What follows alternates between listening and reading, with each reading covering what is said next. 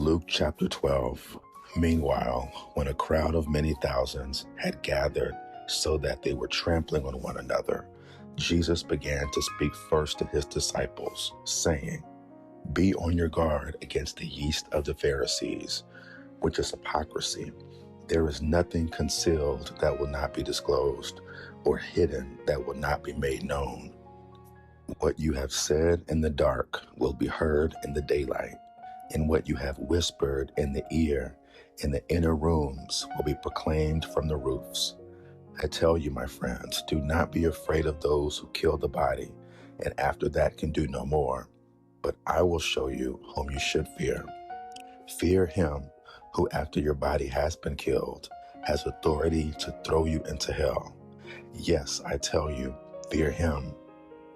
Are not 5 sparrows sold for 2 pennies? Yet none of them is forgotten by God. Indeed, the very hairs of your head are all numbered. Don't be afraid.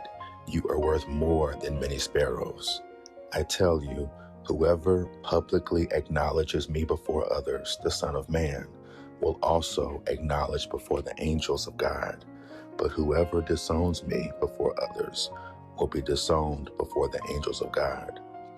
And everyone who speaks a word against the Son of Man will be forgiven, but anyone who blasphemes against the Holy Spirit will not be forgiven.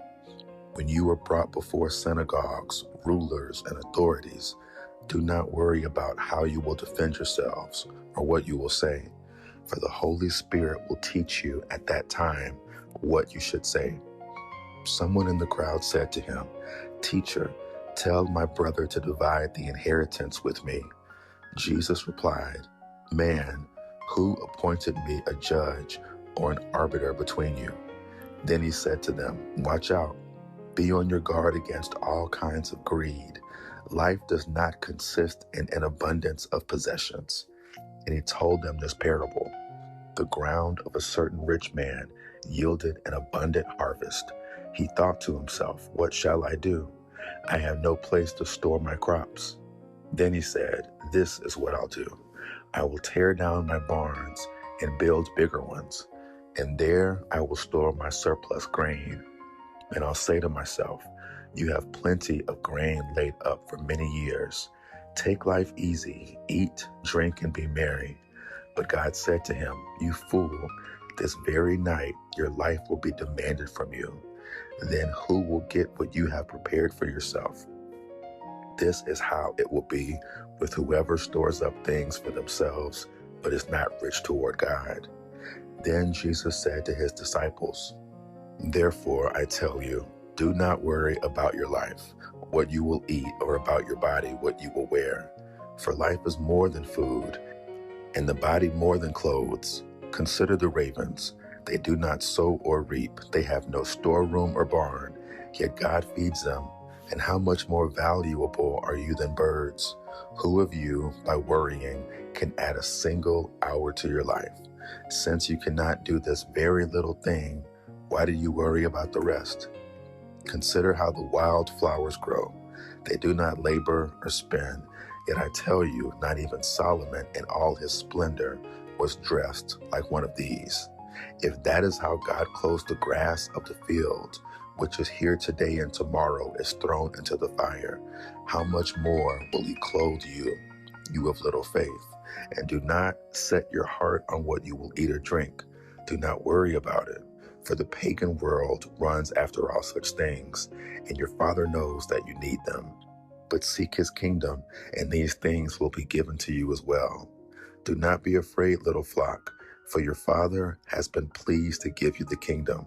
Sell your possessions and give to the poor. Provide purses for yourselves that will not wear out, a treasure in heaven that will not fail, where no thief comes near and no moth destroys. For where your treasure is, there your heart will be also. Be dressed, ready for service, and keep your lamps burning, like servants waiting for their master to return from a wedding banquet, so that when he comes and knocks, they can immediately open the door for him.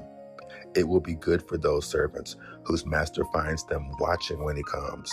Truly I tell you, he will dress himself to serve will have them recline at the table and will come and wait on them. It will be good for those servants whose master finds them ready, even if he comes in the middle of the night or toward daybreak.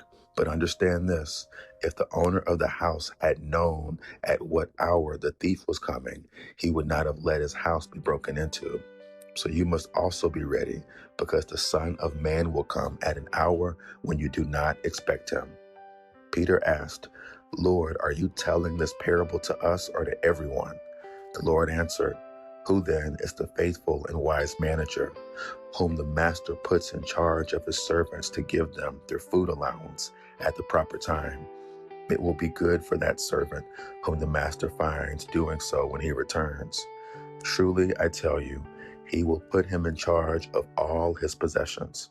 But suppose the servant says to himself, My master is taking a long time in coming, and he then begins to beat the other servants, both men and women, and to eat and drink and get drunk. The master of that servant will come on a day when he does not expect him, and at an hour he is not aware of. He will cut him to pieces and assign him a place with the unbelievers. The servant who knows the master's will and does not get ready or does not do what the master wants will be beaten with many blows. But the one who does not know and does things deserving punishment will be beaten with few blows. From everyone who has been given, much will be demanded, and from the one who has been entrusted with much, much more will be asked. I have come to bring fire on the earth, and how I wish it were already kindled. But I have a baptism to undergo, and what constraint I am under until it is completed. Do you think I came to bring peace on earth? No, I tell you, but division. From now on, there will be 5 in one family divided against each other, 3 against 2 and 2 against 3. They will be divided, father against son and son against father, mother against daughter and daughter against mother, mother-in-law against daughter-in-law and daughter-in-law against mother-in-law. He said to the crowd, When you see a cloud rising in the west, immediately you say, It's going to rain, and it does.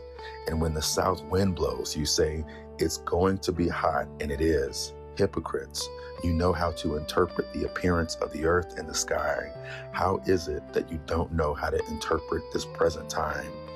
Why don't you judge for yourselves what is right?